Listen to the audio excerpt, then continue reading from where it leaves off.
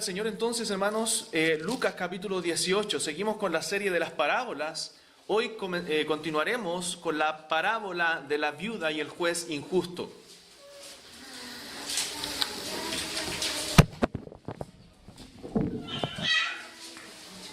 Lucas capítulo 18, verso 1 al 8 vamos a leer. Antes vamos a orar al Señor.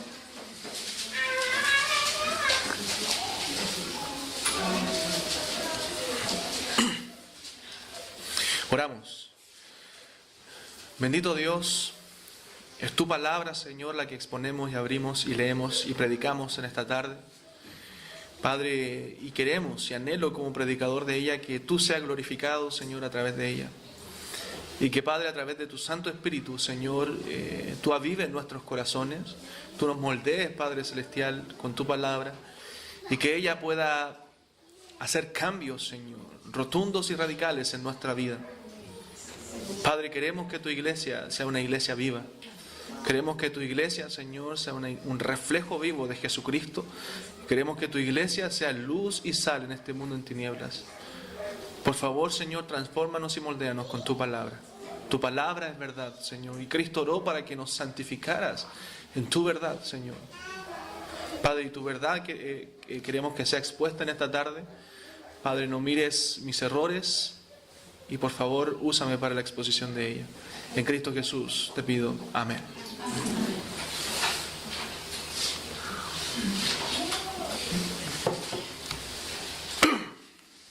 Lucas capítulo 18, hermanos, verso 1 al 8, dice la palabra del Señor. También les refirió Jesús una parábola sobre la necesidad de orar siempre y no desmayar, diciendo: había en una ciudad un juez que ni temía a Dios ni respetaba a hombre. Había también en aquella ciudad una viuda, la cual venía a él diciendo: hazme justicia de mi adversario. Y él no quiso por algún tiempo, pero después de esto dijo dentro de sí: aunque ni temo a Dios, ni tengo respeto a hombre, sin embargo, porque esta viuda me es molesta, le haré justicia, no sea que viniendo de continuo me agote la paciencia. Y dijo el Señor: oíd lo que dijo el juez injusto. Y el verso 7, hermanos: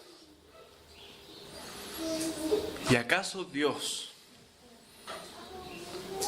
no hará justicia a sus escogidos que claman a Él día y noche? ¿Se tardará en responderles? Os digo que pronto les hará justicia. Pero cuando venga el Hijo del Hombre, ¿hallará fe en la tierra? Entonces continuamos, hermanos queridos, con esta serie de las parábolas. Esta vez la viuda y el juez injusto. Esta serie hasta ahora en los 3 sermones nos ha mostrado cosas importantes, vitales para entender realmente lo que la iglesia hoy día necesita. No nosotros como iglesia local solamente, sino la iglesia de Cristo, el cuerpo de Cristo en general. Porque, hermanos, la iglesia no tiene, y hemos hablado de eso, el poder hoy día que tenía antaño, ¿cierto? El poder que la iglesia tenía, ¿cierto?, en los primeros siglos. Hemos hablado viendo hechos y viendo también las parábolas. Necesitamos ser sal y luz en este mundo, dijimos la primera vez, ¿cierto? Necesitamos en este mundo predicar un evangelio verdadero para que hayan conversiones verdaderas. Lamentablemente hoy día, por alivianar el evangelio, ¿cierto?, o predicar un evangelio falso, la iglesia se ha llenado de falsas conversiones. Y también necesitamos oraciones persistentes, oraciones fervorosas, ¿cierto?, a Dios de parte de la iglesia. Hermanos míos, la oración es vital en la vida cristiana. La oración es vital en la vida cristiana. ¿Sabe por qué muchas veces andamos derrotados espiritualmente hablando? ¿Por qué muchas veces andamos desanimados por la vida? Porque nuestra vida de oración es pobre. Porque nuestra vida de oración es pobre. Hermanos, ustedes saben, ustedes lo han experimentado, lo han vivido, que cada vez que han tenido una buena semana de oración, un buen día de oración, usted anda distinto. Usted ya no reacciona con la ira que a veces reacciona en el día. ¿Por qué? Porque tuvo tiempo de calidad con el Señor, porque estuvo ahí en la intimidad con el Señor y Él fue moldeando algo en usted. Pero cuando no tenemos vidas de oración constante, persistente, nuestra vida espiritual anda mal, andamos desanimados, porque no pasamos tiempo de rodillas. La oración, hermanos, determina cuánto nosotros dependemos de Dios. La oración nos muestra cuánto nosotros dependemos de Dios. Si usted ora 5 minutos diarios, eso es lo que usted necesita a Dios en el día. Eso es lo que usted depende de Dios. No, pero yo, pastor, dependo de Dios y lo ando diciendo a medio mundo. Pero oro 5 minutos. Eso es lo que realmente demuestra cuánto yo dependo de Dios. No es que tengo mucho que hacer. Bueno, entonces debería levantarse más temprano y orar más. Porque está más expuesto a la tentación. Está más expuesto al mundo. A veces con palabras decimos depender de Dios, pero no lo mostramos, hermanos míos, en nuestra vida de oración. R.C. Sproul, ¿cierto? Que ya está en la presencia del Señor. Él dijo, alguien puede orar y no ser cristiano. Un no cristiano ora también. Muchos religiosos oran. Pero alguien no puede ser un cristiano y no orar. Alguien no puede ser un cristiano y no orar. Usted no me puede decir, yo soy un hijo de Dios, yo soy un cristiano y no oro en toda la semana. Hermanos, ¿cuántos hoy llegaron a este culto sin haber orado un par de días? Sin haberse dirigido a la presencia de su Dios. Por 1 o 2 días. O quizás por una semana completa. Las estadísticas, ¿cierto? A mí no me gustan las estadísticas, pero para mencionarle algo, las estadísticas dicen que de 33 cristianos, 26 de ellos oran poco y 7 no oran. Imagínense. 25 leen la Biblia en mayor o menor medida y 8 ni la abren. Si esto es real, tenemos una terrible realidad, hermanos. Una terrible realidad estamos viviendo, la cual debemos cambiar. Urgentemente. Urgentemente. Ahora la pregunta, ¿cierto?, que nos hacemos, o que debemos hacernos, ¿qué es la oración? ¿Qué es la oración, hermanos míos? ¿Es un simple rito, cierto, con efecto placebo, que lo único que logra hacer es hacerme sentir mejor? O sea, yo oro para simplemente sentirme mejor. No, yo no oro para sentirme mejor. La oración es un acto de fe, hermanos. La oración es un acto de dependencia de Dios que remueve el cielo. Que remueve el cielo y me ayuda a mí, como cristiano, a descansar en la soberanía, en el poder de Dios. ¿Cuántas veces hemos estado afligidos en la vida? Y nosotros nos ponemos de rodillas, humillados, con un corazón, como dice la Biblia en el Salmo 51, un corazón contrito y humillado. Y sentimos que Dios acoge nuestra oración y en ese momento descansamos de toda la preocupación, de toda la ansiedad, de todo el afán que hay en nuestro corazón. ¿Cuántas veces lo ha experimentado? Usted dice, pastor, yo no he vivido eso. Entonces, hermano, cuestione su fe. Porque todo cristiano ha vivido eso, la oración.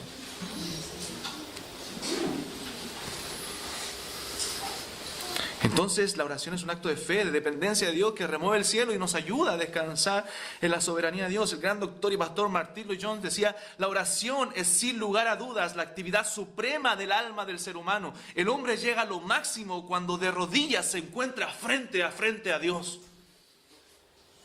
Frente a Dios. Otro pastor dice, nuestra comunión con Dios no fue diseñada para esperar que estuviéramos en el cielo. Algunos esperan tener comunión con Dios cuando lleguemos al cielo. No fue diseñada para eso. El mayor deseo de Dios, decía MacArthur, y nuestra mayor necesidad es estar en constante comunión con Él ahora. Ahora. Y no hay expresión más grande de comunión que la oración. No hay expresión más grande de comunión con Dios, hermanos, que la oración. Escuche esto. Podemos hablar con Dios. Podemos hablar con Dios. Él nos habla, ¿cierto?, verbalmente a través de su palabra. Cuando usted es tocado por la palabra de Dios, hermano, es Dios quien nos está hablando verbalmente, su palabra. Nos habla también de manera no verbal a través de su providencia, pero nosotros podemos comunicarnos con Él y hablarle a Él a través de la oración. ¡Qué maravilloso es eso! Un hombre dijo, la oración es la conversación del alma con Dios. Es la conversación del alma con Dios. Es la oración, y por medio de la oración expresamos nuestra reverencia. No es una conversación de igual a igual, es una conversación con Dios donde expresamos, hermanos, nuestra reverencia y nuestra adoración a Dios. Muchas veces comenzamos esa oración adorándole a Él, alabándole a Él por lo que Él es. Desnudamos también nuestra alma en una confesión contrita, humillada, ¿cierto? Decimos, Señor, tú me conoces, ¿cierto? Tú sabes quién soy, yo no puedo esconderte nada, yo no puedo presumir nada delante de Dios. Él conoce lo que realmente soy. Y así confesamos también a través de la oración nuestro pecado. Derramamos muchas veces agradecimiento a Dios. Señor, gracias por lo que has hecho. Señor, gracias por las oraciones contestadas. Señor, gracias porque tú eres bueno. Gracias por la salvación. Le ofrecemos también nuestras peticiones, nuestras súplicas. Señor, me pasa esto, necesito esto. Estoy mal, estoy bien. Hermanos, en la oración experimentamos a Dios como un ser personal, un ser poderoso. Él nos escucha y actúa en respuesta a nuestra oración. Y eso es un gran misterio. Dios nos escucha y actúa en respuesta a nuestra oración. Entonces la oración es el medio que Dios utiliza para que sus propósitos soberanos se lleven a cabo. Es la oración la que Dios ocupa. Ahora, esta oración debe ser dirigida a Dios y únicamente a Dios. Ya sea a Dios como la Trinidad o las personas que conforman la divinidad, ¿cierto? Pero orar a cualquier criatura que no sea Dios, eso es idolatría. Es idolatría. Y la oración, para ser apropiada, ¿cierto?, debe tener ciertos requisitos. ¿Cuál es el primer requisito? Debemos acercarnos a Dios con sinceridad. Con sinceridad. El segundo, que debemos acercarnos a Dios con reverencia. Con reverencia. Y el tercero, con humildad, hermanos míos. Sabiendo quiénes somos nosotros y quién es Él. Amén. Y quién es Él. Oramos también en el nombre de Jesús. Nuestras oraciones son en el nombre de Jesús, porque así estamos reconociendo el oficio mediador de Jesucristo. Él es nuestro mediador. Él es nuestro sumo sacerdote. Cristo es nuestro intercesor. Y el Espíritu Santo es el ayudador de nuestra oración. Y hermanos, ese es el tema que vamos a tratar hoy día. La oración. La oración. Jesús dice, le refirió a sus discípulos, verso 1, una parábola sobre la necesidad. Note eso. La necesidad de orar. ¿Cuándo? Siempre. Y no desmayar. Y no desfallecer. O sea, Jesús les enseña a sus discípulos y les enseña a través de parábolas para enseñarles, ¿cierto? Para mostrarles que ellos debían orar siempre. Orar siempre sin desfallecer. Debían perseverar, ¿cierto? En otras palabras, en la oración. La oración de los discípulos de Cristo debía ser constante y debía ser persistente hasta que Él regresara. Y así debe ser la oración de la iglesia de Cristo. Nosotros somos discípulos de Cristo. Y la oración de cada cristiano y de la iglesia debe ser constante y persistente hasta que Cristo vuelva por su iglesia. Hasta que Él vuelva. Y habla aquí Jesús de la viuda y el juez injusto. Esa es la parábola, ¿cierto? Dice el texto, diciendo, había en una ciudad un juez que ni temía a Dios ni respetaba a hombre. Había también en aquella ciudad una viuda, la cual venía a él diciendo, hazme justicia de mi adversario. Y él no quiso por algún tiempo, pero después de esto dijo dentro de sí, aunque ni temo a Dios, ni tengo respeto a hombres, sin embargo, porque esta viuda me es molesta, le haré justicia, no sea que viniendo de continuo me agote la paciencia. Y dijo el Señor, oíd lo que dijo el juez injusto, refiriéndose a todo lo anterior que dijo este juez. Entonces Jesús habla de este juez injusto, perverso, nótese, un juez perverso en una ciudad, un juez que, como no deberían ser los jueces, ¿cierto?, sin ningún amor por la justicia, y no conocía realmente lo que era la compasión. No temía a Dios ni a hombre, o sea, no le importaba absolutamente nada. Un sentimiento de ternura estaba completamente ausente de este juez. Era un juez realmente perverso. Amén. Este juez, hermanos, para nada representa el carácter de Dios. Algunos dicen, no, este juez representa a Dios. No, este juez no representa para nada aquí en esta parábola el carácter de Dios. Era un juez que no le importaban los demás, ni siquiera una de las mujeres más solas y desamparadas en aquellos tiempos, que eran las viudas. Por eso Jesús pone estos dos extremos, un juez totalmente perverso y una viuda, o sea, una mujer totalmente desamparada. Una mujer desvalida, ¿cierto? Una viuda en aquellos tiempos era una mujer sola que necesitaba, ¿cierto?, de gente que se preocupara por ella. El hecho de que ella misma fuera a interceder ante un juez era una muestra de que no tenía nadie más. Porque normalmente en aquellos tiempos, para un caso de justicia, era un hombre el que intercedía en nombre de una mujer o de una viuda ante el juez. Pero el que ella intercediera y pidiendo justicia ante este juez indicaba su soledad, que era una mujer totalmente desamparada, que no tenía un hombre que pudiera abogar ante el juez por su sufrimiento y por la injusticia que estaba recibiendo, ¿cierto?, de parte de alguna persona. A esta mujer alguien le estaba tratando injustamente, alguien, ¿cierto?, le había hecho alguna injusticia. Y ella le dice al juez, hazme justicia de mi adversario. Hazme justicia de mi adversario. Entonces, el juez no le hizo caso. Este juez que ni temía a Dios, ni le importaba a los hombres, ni sentía compasión por nadie, no le hace caso a esta viuda, pero ella no se rindió ante este juez perverso y perseveró en su petición. Perseveró en su petición, ¿cierto?, a tal punto que le fue molesta a este juez. Ni siquiera lo conmovió, ¿me entiende?, por la injusticia, sino que le fue molesta a este hombre. Y el juez, no conmovido por la necesidad de esta mujer, sino que le pareció impertinente. Dice el texto, ¿cierto? Le pareció impertinente y molesta. Y decidió que por su persistencia, ¿cierto?, para que no le fuera más impertinente, decidió hacerle justicia a esta mujer. Decidió hacerle justicia.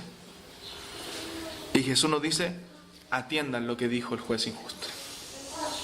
Pongan atención a esta parábola que nos habla acerca de la oración. Y eso me lleva al tema, la petición persistente de esta mujer. Jesús le refiere a sus discípulos una parábola sobre la necesidad de orar siempre y no desmayar. Hermanos, orar para nosotros es un privilegio. Orar para nosotros es un honor. Y orar para nosotros es un deber también. Es un privilegio, un honor y un deber. Y es también una labor constante. Así como esta viuda, ¿cierto?, perseveró en su petición ante este juez injusto, perseveró y perseveró y perseveró y le fue molesta a este juez. Así nosotros también debemos perseverar, hermanos míos, en la oración hasta que la respuesta a esa oración nos haga prorrumpir en himnos de alabanza a Dios, porque Él respondió nuestra oración. ¿Cuándo fue la última vez que le dio gracias a Dios? Le dijo, Señor, gracias porque veo tu mano, Señor, porque tú eres el único que puedes hacer esto.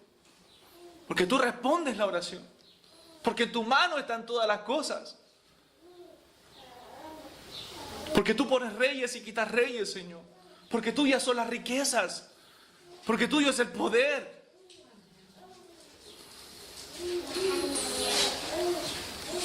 Un puritano antiguo dijo, recordando la historia de Pedro, ¿recuerdan cuando Pedro fue encarcelado por predicar la palabra?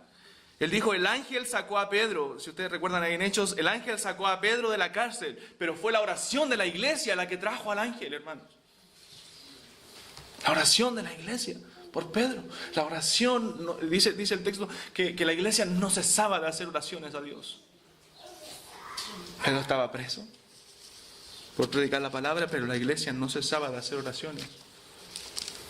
La oración es vital. ¿Quiere ver a Dios actuar, hermano?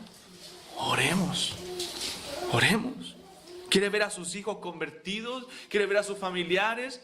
Oremos por ellos.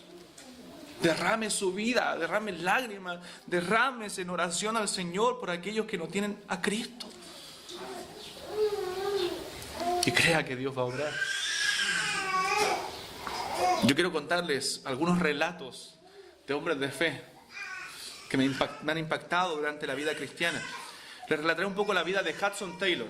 Hudson Taylor era un misionero en el siglo XIX a la China. Él era un inglés, ¿cierto?, que dice la historia, se hizo chino a los chinos. Como Pablo dice, me dice judío a los judíos, Hudson Taylor se hizo chino a los chinos, leyendo ese texto. Los chinos no le tomaban en cuenta porque él vestía como inglés, era rubio, de ojos azules, ¿cierto? Pero se hizo como un chino, se vistió como un chino. Y comenzó a predicar el Evangelio. Su conversión es una historia asombrosa, hermanos. Una tarde de junio del año 1849, cuando Hudson Taylor tenía 17 años, entró en la biblioteca de su padre y su madre eran hombres cristianos, ¿cierto? Él echaba de menos a su madre estaba lejos en aquel tiempo y quería leer algo para pasar el rato. Él sabía prácticamente de memoria los folletos evangelísticos que tenía su padre guardados en la biblioteca. Pero dice, tomó un folleto de evangelismo que le pareció interesante con el siguiente pensamiento. Él decía, debe haber una historia al principio y un sermón o moraleja al final. Ya los conocía. Había leído muchos. Me quedaré con lo primero y dejaré lo otro, decía él, para aquellos a quienes le interese. O sea, él quería tomar la historia para entretenerse solamente. Pero al llegar a la expresión, él llegó a esta expresión en ese folleto. La obra consumada de Cristo. Llegó a esta frase, la obra consumada de Cristo. Y él recordó lo que sus padres en su iglesia habían aprendido cuando dijo, Cristo, consumado es. Consumado es. Y se planteó la pregunta, ¿qué es lo que está consumado? Y cuando se pudo responder esa pregunta, él se convirtió a Cristo en ese momento. A los 17 años de edad. Cuando estaba ahí en la biblioteca de su padre. A esa misma hora, y eso es lo más impactante, a esa misma hora, su madre a unos 120 kilómetros estaba orando por él. A 120 kilómetros de allí, hermanos, su madre experimentaba un intenso anhelo por la conversión de su hijo. Ella se encerró en una pieza y resolvió no salir de allí hasta que sus oraciones fuesen contestadas. No salió de allí hasta que su oración fuese contestada. Horas más tarde, salió con una gran convicción. Salió esa mujer con una gran convicción. 10 días más tarde, regresó a casa. En la puerta la esperaba su hijo Hudson Taylor para contarle que él se había convertido al Señor. Pero ella le dijo cuando llegó, lo sé, mi muchacho. Me he estado regocijando por 10 días porque Dios contestó la oración.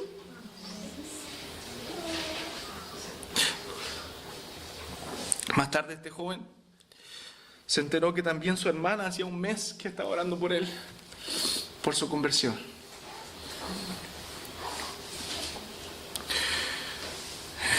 Para que él fuera convertido. Este hombre fue un gran misionero en China. Dice el secreto espiritual de Hudson Taylor, y se lo recomiendo leer. La China de Hudson Taylor no amanecía sin que Hudson Taylor estuviese de rodillas. No amanecía sin que este hombre estuviese de rodillas. Un lugar cerrado al Evangelio. Se abrió al Evangelio por la oración de hombres que creyeron en el poder de Dios. Y él llegó a decir, hermano, este hombre se enfermó, tuvo que volver a Inglaterra. Pero ahí en su cama, postrado, estaba preparando misioneros para que fuesen a China. Jamás se resintió su corazón con Dios. Y Dios le dio la oportunidad de morir en China. Y él dijo, si tuviese 100 vidas, las 100 vidas las daría por la China.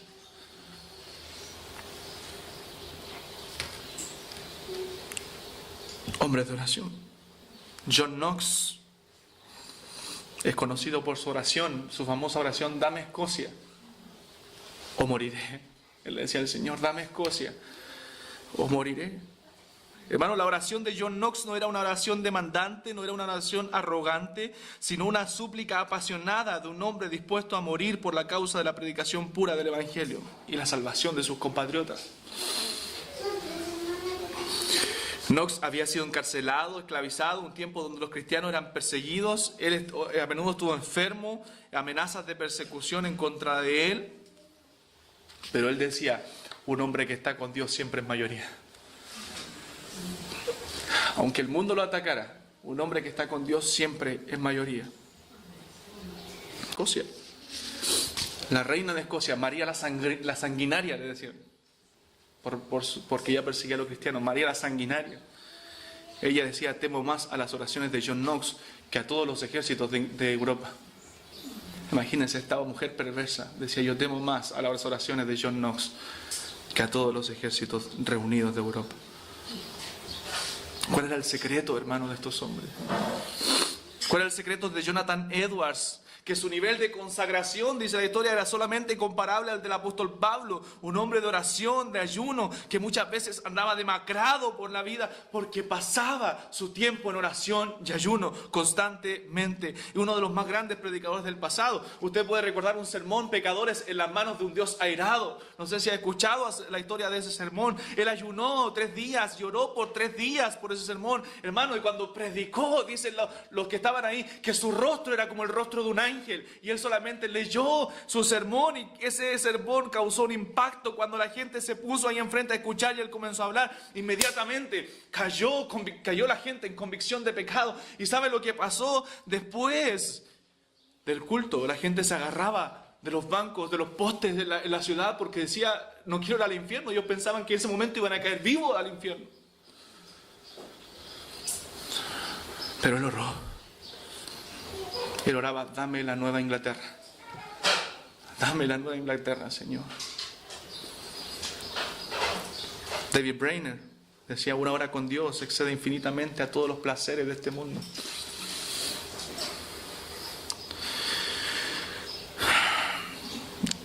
Si no ha leído de George Mueller, usted tiene que leer de George Mueller. Él era un gran predicador inglés, pero la biografía de él dice que cuando él oraba, el cielo estaba en silencio. Voy a leerle un relato de la vida de George Mueller también. Las cosas parecían sombrías. Él tenía orfanatos, no sé si ustedes recuerdan, orfanatos. Las cosas parecían sombrías para los niños en el orfanato de George Mueller en Ashley Down, en Inglaterra. Era la hora del desayuno, pero no había comida. Una niñita, cuyo padre era el amigo íntimo de Mueller, estaba de visita en la casa. Mueller la tomó de la mano y le dijo, ven a ver lo que hará nuestro padre. En el comedor estaban puestas largas mesas con tazas y platos vacíos. Además de no haber comida en la cocina, tampoco había dinero en la cuenta del hogar. Mueller oró, amado Padre, te damos gracias por lo que nos vas a dar de comer. De pronto oyeron que alguien llamaba a la puerta. Cuando la abrieron, allí estaba el panadero. Señor Mueller, dijo él, anoche no pude dormir. De algún modo presentí que ustedes no tenían pan para el desayuno. Así que me levanté a las 2 de la mañana para hacer pan fresco. Aquí está. Mueller les dio las gracias y alabó a Dios. Pronto llamaron de nuevo. Era el lechero. Su carro se había roto, se había descompuesto delante del orfanato. Y dijo, antes que se agriara la leche, prefería dársela a los niños. Y hay muchas historias más. Spurgeon le preguntaban, ¿cuál es el secreto? ¿Por qué tu iglesia tiene 22.000 miembros? Cuando tú llegaste no habían 200, 100 miembros. Dijo, porque esta iglesia es una iglesia que ora. Esta iglesia es una iglesia que ora. Todos los avivamientos, hermanos, empiezan en la cámara secreta. Ningún corazón arde en fe sin mucha conversación secreta con Dios, y nada puede sustituir esa falta. ¿Sabe por qué nuestros corazones no arden, hermano mío? Porque no oramos, y nada puede sustituirlo. Nada. Por eso nos ardemos en fuego del Señor.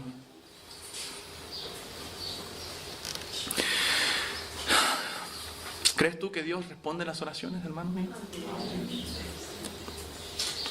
Muchas veces tenemos un concepto errado de quién es Dios. Por eso que no creemos en su poder, no dependemos de Él y no oramos. Y Jesús hace esta parábola y este contraste entre Dios y el juez injusto.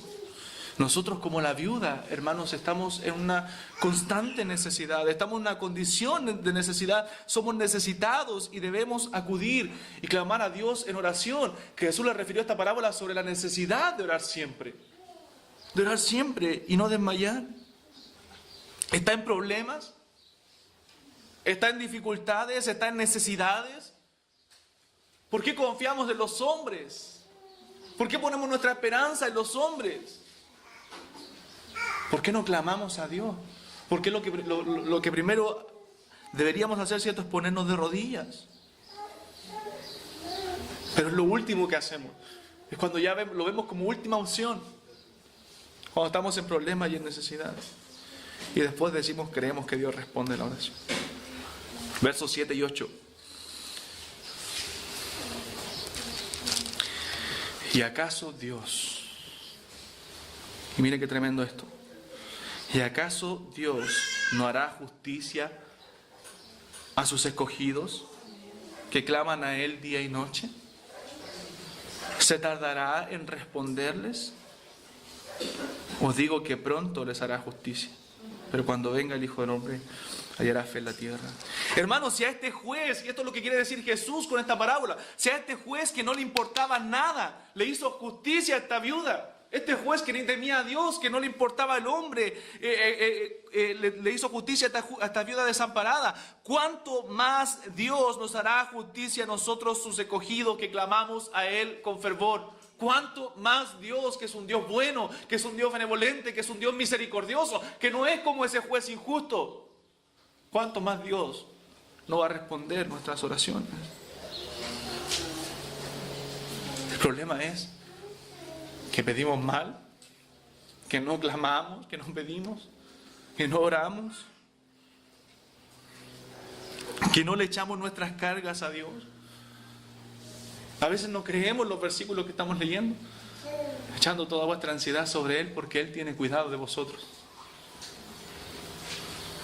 Hermano, Cristo abrió el camino para nosotros poder llegar al Padre. En Cristo, dice la Escritura, nosotros tenemos acceso a Dios, al lugar santísimo.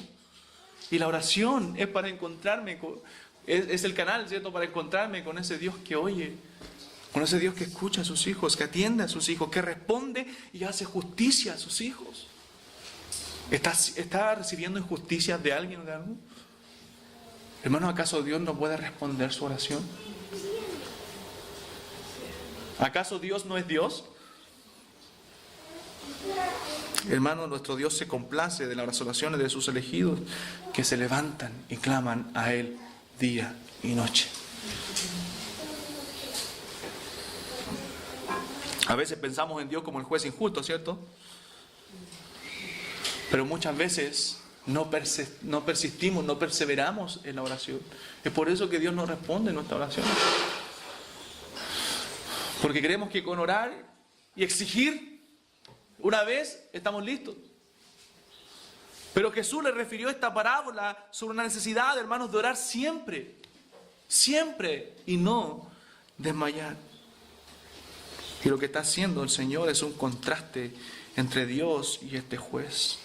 Hermanos, si Dios se preocupa de las aves, si Dios alimenta a los pajarillos, ¿cómo no se va a preocupar de sus hijos? Jesús mismo lo dijo en el Sermón del Monte. ¿Acaso si tu hijo te pide pan, le vas a dar una serpiente? ¿Una piedra? Si tu hijo te pide carne, ¿le das una serpiente? ¿Usted haría eso? ¿Tan malo es? Y Jesús dice, si vosotros siendo malos sabéis dar buenas dádivas, ¿cuánto más vuestro Padre Celestial que está en los cielos? ¿Cuánto más, hermanos míos? Pero hay fe en nuestro corazón.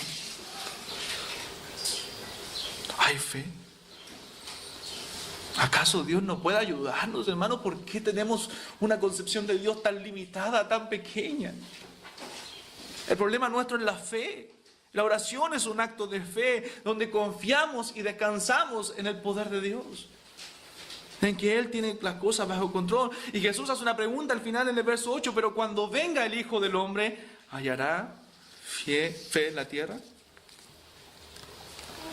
Hermanos, examinemos nuestro corazón. ¿Estamos siendo fieles a Dios? ¿Hay fidelidad? ¿Hay fe en nuestro corazón cuando Él venga? Si Él volviera ahora, ¿hallará fe? Hermanos, los tiempos finales, los tiempos que se acercan a la venida de Cristo, la apostasía va a ser más común. La falta de fe va a ser lo que va, ¿cierto?, a caracterizar al mundo. Y lo estamos viendo desde ya. Pero en sus hijos, hermanos, en los escogidos de Dios, Él debe hallar fe y fidelidad. Debemos nosotros clamar a Él día y noche. Dice, Dios no hará justicia a sus escogidos que claman a Él día y noche. Se tardará en responderles. Y dice el texto, hermano, y lo creo con todo mi corazón, os digo que pronto les hará justicia. Pronto. Pronto. Somos sus hijos, hermanos. Y si nosotros le pedimos pan, Él no nos va a dar una piedra. Porque dicen, ni siquiera ustedes lo hacen. Ni siquiera una creación, ¿cierto? Un hombre, una criatura lo hace. Cuanto menos el Dios todopoderoso y soberano. Cuanto menos Él, que lo sabe todo. Si Él se preocupa de alimentar las aves, hermanos. Si las aves, los animales tienen su comida. ¿Por qué a veces andamos tan afanados por la vida? Por las cosas de este mundo.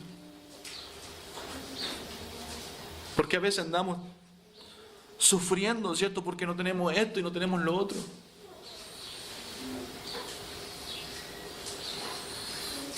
¿Acaso Dios no vindicará a los suyos, a sus suplicantes? Entonces, para contestar esta pregunta, Jesús cuenta esta parábola. Su propósito es mostrar que si aún un juez terrenal, un hombre malvado, finalmente trata con justicia a una viuda que persevera, cuanto más el justo, santo y amoroso Padre hará justicia a sus elegidos que continuamente claman a Él, dice, día y noche. ¿Tienes fe, hermano mío? ¿Crees tú en el poder de Dios? Jesús le dijo a María o a Marta, ¿no te he dicho que si creyeres verás la gloria de Dios? ¿Quiere ver la gloria de Dios en todo su esplendor?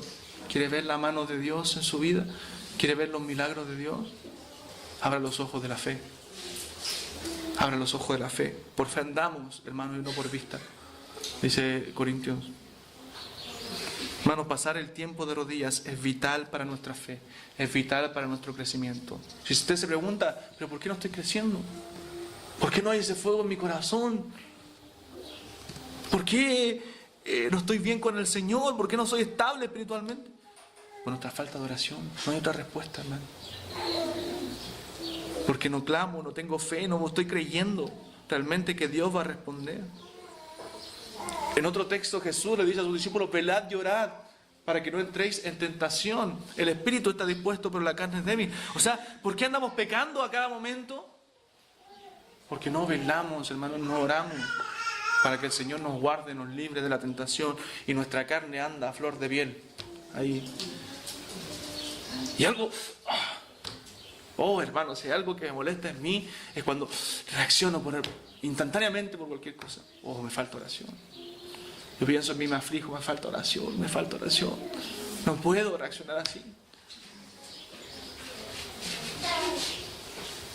¿Por qué andamos derrotados? Pecamos fácilmente, no tememos a Dios. Porque no oramos, hermanos. No oramos. Y en este breve mensaje, y esta breve parábola, yo quiero que meditemos sobre nuestra vida de oración y dispongamos y nos propongamos, hermanos, orar más. Si usted oraba 10 minutos, comienza a orar más, 20, 30, una hora, horas, en la presencia del Señor.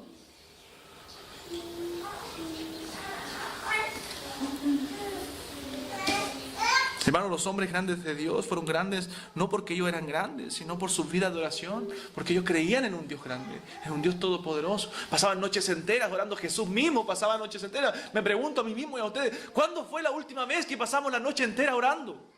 ¿Cuándo? Nunca en la vida cristiana. Llevo 20, 30 años, nunca he pasado una noche entera orando. Entonces, no nos andemos quejando después por cómo andamos espiritualmente.